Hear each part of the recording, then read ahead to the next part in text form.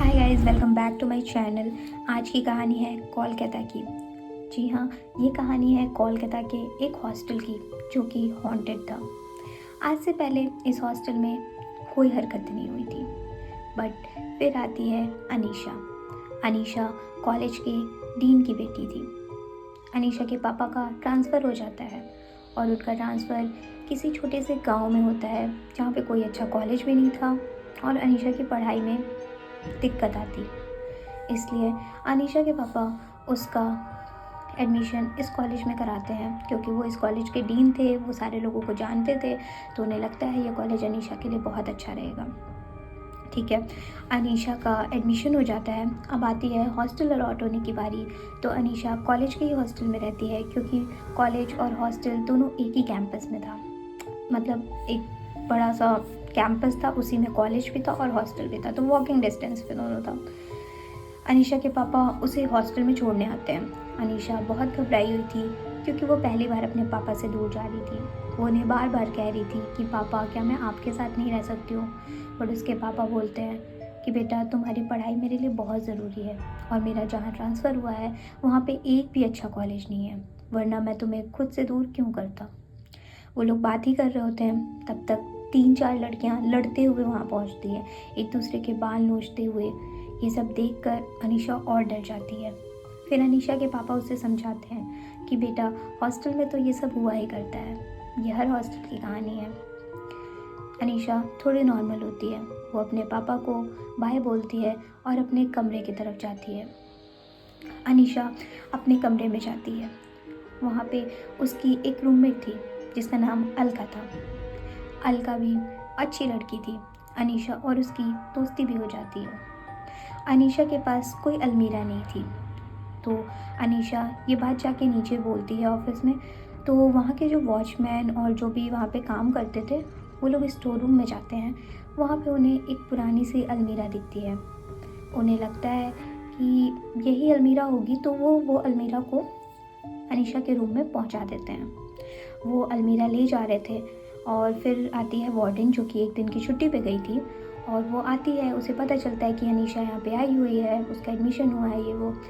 तो फिर उसे अलमीरा वाली बात पता चलती है। वो बात पता चलते ही वार्डन पता नहीं क्यों बहुत ज़्यादा घबरा जाती है और भाग के जाती है। बट उसके पहले अलमीरा वहाँ पहुँच चुकी थी। अब अनीशा और वॉचमैन उस अलमीरा को खोलने की कोशिश करते हैं, बट वो खुल नहीं रहा था। उनके पास जितनी भी चाबी थी, उससे उस अलमीरा का लॉक नहीं खुल रहा था। फिर वॉचमैन कहता है कि शायद इसका लॉक तोड़ना पड़ेगा। तो फिर वो उस लॉक को तोड़ने के लिए जाता है। वार्डन बहुत ज़ोर से भाग रही थी कि जल्दी से मैं अनीशा के रूम में पहुंच जाऊं, और वो अपने में बड़बड़ा रही थी कि वो अलमीरा नहीं खुलनी चाहिए कैसे भी। सब लोग उसको देख रहे थे, वार्डन को, कि वो ऐसे क्यों भाग रही है। बट जब तक वार्डन पहुंचती है तब तक अलमीरा टूट चुकी रहती है और अलमीरा का लॉक टूट चुका रहता है। अलमीरा का लॉक खोल के वॉचमैन उसके अंदर अपना हाथ डालता है देखने के लिए, मतलब ऐसे ही हाथ रखता है, तो उसके हाथ पे बहुत ज़ोर का कट आ जाता है। मतलब मानो ऐसा लगता है कि किसी ने अपने नाखूनों से उसके हाथ पे ऐसे मारा हो, उसके खून निकलने लगता है। फिर वॉचमैन नीचे चला जाता है और वार्डन वहाँ पे आती है, कहती है ये नहीं होना चाहिए था। अनीशा ये सारी बातें सुनती है और वो वार्डन से पूछती है क्या नहीं होना चाहिए था। फिर वार्डन उसे कहती है इस अलमारी को मुझे अभी जलाना होगा, अभी जलाना होगा, बहुत ज़ोर से कि इस अलमारी को ये नहीं हो सकता, इस अलमारी को अभी जलाना होगा मुझे। अनीशा बोलती है मैम ऐसा क्या है अलमारी में, आप क्यों ऐसे बोल रहे हो, आप क्यों इतना घबरा क्यों रही हो, इतना डर क्यों रही हो। तो वो वो कुछ नहीं बोलती, वो वॉचमैन से बोलती है इस अलमीरा को ले चलो। फिर तब तक शाम हो चुकी थी और शाम होते ही अलमीरा को नीचे ला के बाहर गार्डन में वार्डन उसे जलवा देती है और लोगों के हेल्प से उस अलमीरा को जला दिया जाता है। उसके बाद नेक्स्ट डे मॉर्निंग में वार्डन अनीशा के लिए एक न्यू अलमीरा ले आती है और बोलती है अब तुम इस अलमीरा को अच्छे से यूज़ करना। वो अलमीरा ख़राब थी, उसमें दीमक लग चुके थे, सड़ चुकी थी। अनीशा बोलती है ठीक है। अनीशा अपना सारा सामान सेट करती है और फिर वो अलका के पास बैठ के थोड़ी बहुत बात करने लगती है। अलका और अनीशा की अच्छी खासी दोस्ती हो जाती है और अनीशा कॉलेज के डीन की बेटी थी, इसलिए उसे थोड़ा सा स्पेशल ट्रीटमेंट भी मिलता है। ऐसे करते करते 2-3 दिन बीत जाते हैं। फिर अनीशा एक दिन हॉस्टल के गार्डन में बैठ के अपने पापा से बात कर रही होती है। तब तक वो 3 लड़कियां जो फर्स्ट डे पे लड़ाई कर रही थी वो आती हैं। और हॉस्टल में वो 3 लड़कियां काफ़ी बदतमीज़ थीं, मतलब कोई उनसे बोलता नहीं था क्योंकि वो सबको परेशान किया करती थी। वो आती हैं, अनीशा अपने पापा से बात कर रही थी, उसका फ़ोन छीन लेती हैं और उसे टीज़ करती हैं, चिढ़ाती हैं। अनीशा बोलती है, प्लीज़ मेरा फ़ोन दे दो, मैं अपने पापा से बात कर रही हूँ। तो वो सब उसे और चिढ़ाती हैं। अनीशा का गलती से एक लड़की पे हाथ उठ जाता है। ये देख के अनीशा बहुत डर जाती है कि अब ये लोग मेरे साथ क्या करेंगे, और वो जल्दी से वहाँ से भाग के अपने रूम में जाती है और वो लोग दौड़ के उसका पीछा करती हैं, वो तीनों लड़कियाँ।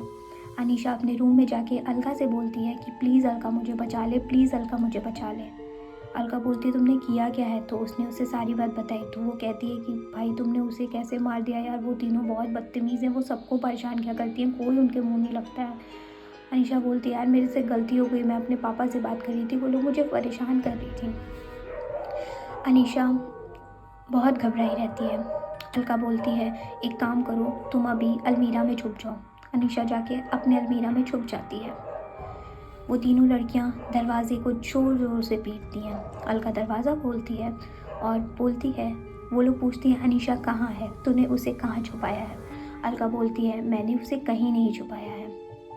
उसके बाद वो लोग पूरे रूम की तलाशी लेती हैं पर अनीशा कहीं नहीं मिलती है। फिर वो लोग अलमीरा खोलती है कि शायद ये अलमीरा में छुपी होगी, बट अनीशा अलमीरा में भी नहीं थी। ये बहुत शॉकिंग था कि अनीशा अलमीरा में छुप के गई कहाँ। ये बात अलका को भी नहीं समझ में आती है कि अनीशा वहाँ से गायब कहाँ हो गई। बट अनीशा अलमीरा के अंदर होती है, उसे तेज़ हवा का झोंका महसूस होता है और ऐसा लगता है पीछे से किसी ने उसके ऊपर हाथ रखा है। वो जैसे ही पीछे देखती है उसे एक लड़की दिखती है और वो बहुत डरावनी लग रही थी। अनीशा ये सब देख के बहुत डर जाती है। तब तक वो तीनों लड़कियां भी अनीशा को खोज के परेशान होकर फिर चली जाती हैं थक के। उसके बाद उसी दिन रात में वार्डन पानी पीने के लिए पेंट्री में जाती है। वो वहाँ पे पानी पीती है, उसे ऐसा लगता है कि कोई मुझे देख रहा है, बट फिर वो वहाँ से पानी लेकर चली जाती है। और जब वो पानी लेकर जा रही होती है उसके पीछे भी कोई जा रहा होता है। वो जैसे ही पीछे मुड़ती है एक लड़की की परछाई थी वहाँ पे। वो लड़की उसे घूर रही थी। वार्डन उस लड़की को देख के बहुत शॉक्ड हो जाती है, मानो वो उसे पहले से जान रही हो। वो उसे देख के चिल्लाती है पर कोई नहीं सुनता है और वो लड़की उसे मार देती है। और वो लड़की उसे मार के स्टोर रूम में ले जाती है और स्टोर रूम में थी वो अलमीरा जिसे वार्डन ने जला दिया था, और वो वार्डन को लेकर उस अलमीरा के अंदर चली जाती है और उसे मार देती है। फिर होता है अगला दिन।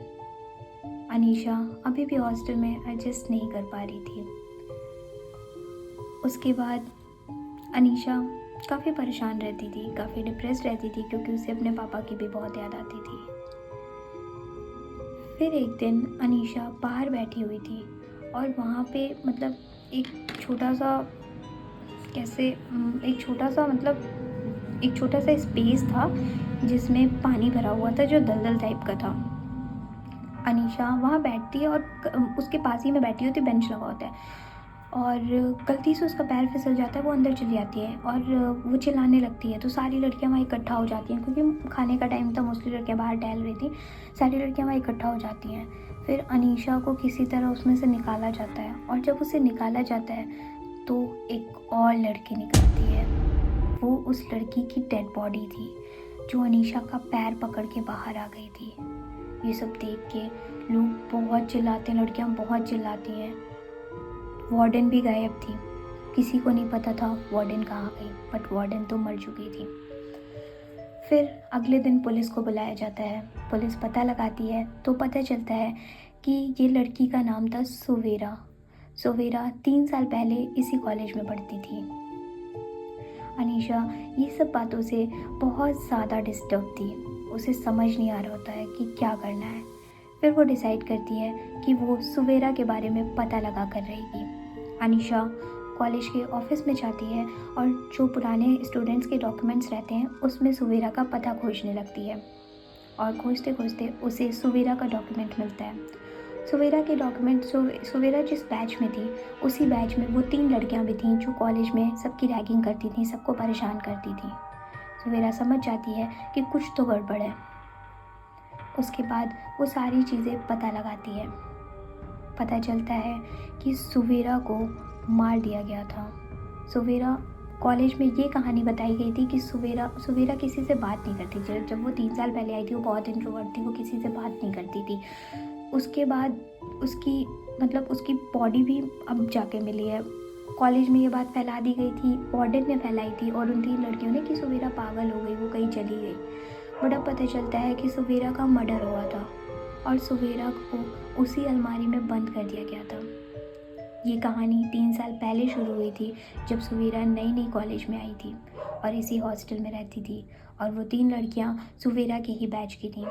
वो लोग सुवेरा को भी इसी तरह परेशान कर रही थी जिस तरह वो अनीशा को परेशान कर रही थी। वो सुवेरा को परेशान करती थी और एक दिन सुवेरा को ले जाके उस अलमीरा में बंद कर देती हैं और बंद करके चली जाती हैं और भूल जाती हैं कि उन्होंने सुवेरा को उस अलमीरा में बंद किया था। सुवेरा का उस अलमीरा में दम घुटने से मौत हो जाती है। सुवेरा की आत्मा उस टाइम से आज़ाद होना चाह रही थी, अपना बदला लेना चाह रही थी। और जब उस दिन वॉचमैन और जो काम करते थे उन्होंने वो अलमीरा अनीशा के कमरे में रखी और जब वॉचमैन ने उसका ताला तोड़ा तो सुवेरा आज़ाद हो गई। सुवेरा वार्डन से अपना बदला ले चुकी थी। वार्डन की गलती थी कि उसने कॉलेज और हॉस्टल की इमेज बचाने के लिए उन 3 लड़कियों का नाम कभी सामने नहीं लाया और सुवेरा की बॉडी को उस दलदल में फेंक दिया और ये बात वहीं दबा दी। सुवेरा को पागल घोषित करके ये बोला गया कि सुवेरा हॉस्टल छोड़ के भाग गई है। बट सुवेरा के साथ बहुत गलत हुआ था, वो बहुत इनोसेंट लड़की थी। ये सब जब अनीशा को पता चलता है तो अनीशा डिसाइड करती है कि वो सुवेरा को इंसाफ दिला कर रहेगी। अनीशा अगले दिन ही पुलिस स्टेशन जाती है और सारी बातें बताती है। फिर पुलिस उन 3 लड़कियों को कस्टडी में लेके अच्छे से पूछताछ करती है तो सारी बातें सामने आती हैं कि हाँ, जो अनीशा को पता था वो सारा सच था। फिर उन 3 लड़कियों को उनकी सज़ा मिल जाती है और सुवेरा की आत्मा को मुक्ति मिल जाती है। अनीशा ने सुवेरा को मुक्ति दिलाई, उसकी आत्मा को आज़ाद किया। ये कहानी थी अनीशा की। Thank you for watching.